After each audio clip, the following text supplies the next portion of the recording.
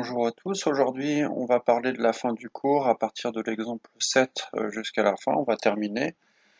Donc pour l'exemple 7, 64 personnes mangent un huitième du gâteau d'ananas. Euh, et donc vous devez calculer un huitième de 64. Donc pour ça, je choisis la méthode que je trouve la plus simple. Vous cachez le 1, il vous reste 64 divisé par 8, opération première. Et il vous reste donc 8, il faut acheter 8 ananas. Pour la deuxième question, 15 enfants mangent 3 dixièmes du gâteau. Vous devez calculer 3 dixièmes de 15 enfants, ou 15 fois 3 dixièmes de gâteau, ce qui revient au même. Et vous devez calculer ça. Pour cela, je propose de calculer la multiplication d'abord. 15 fois 3, vous trouverez 30. Puis vous divisez 15 fois 3, pardon, vous trouvez 45. Puis vous divisez par 10 et vous obtenez 4,5. D'autres méthodes sont possibles. Pour celui-ci, chacune des trois méthodes est possible de faire.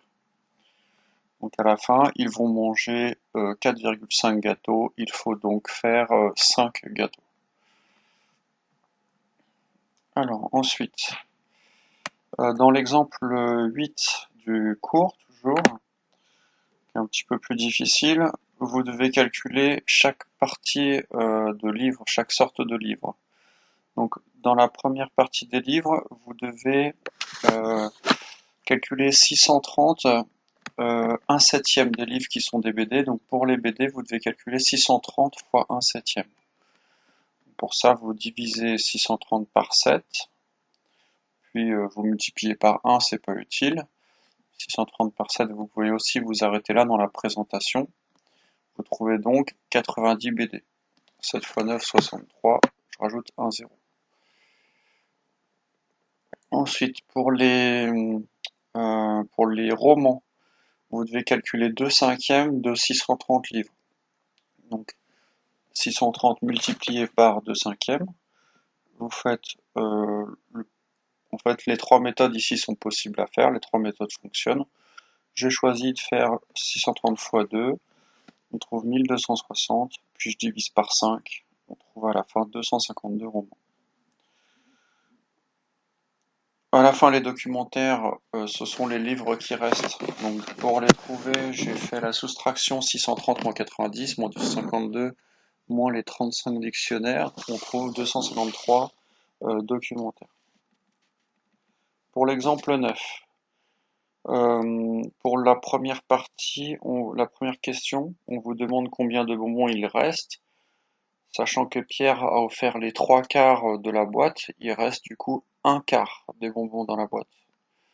Comme ça, on trouve 3/4 plus 1/4, ça fait bien une boîte complète de 4/4. Ensuite, vous deviez calculer combien de bonbons cela représente-t-il, 1/4 de la boîte. Vous devez calculer 60 fois 1/4. Pour ça, j'ai mis le résultat directement, tout simplement parce que 60 fois 1/4, c'est 60 divisé par 4. Et vous tombez sur 15 bonbons dans la boîte. Pour l'exemple 10 du cours, pour la question 1, la surface des tulipes, c'est 150 multiplié par 3 dixièmes, puisque la surface des tulipes, c'est 3 dixièmes.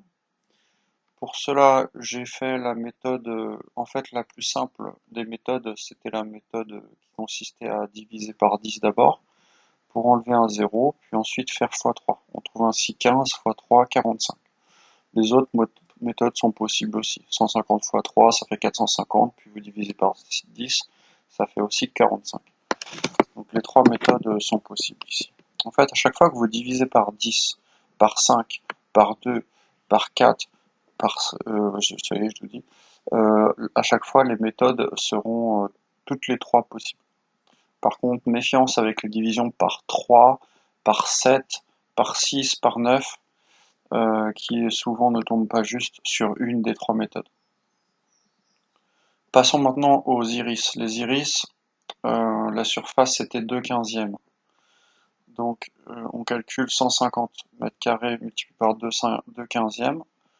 Le plus simple, c'est de faire 150 divisé par 15 en premier. On trouve 10, puis je multiplie par 2, ça fait 20 mètres carrés.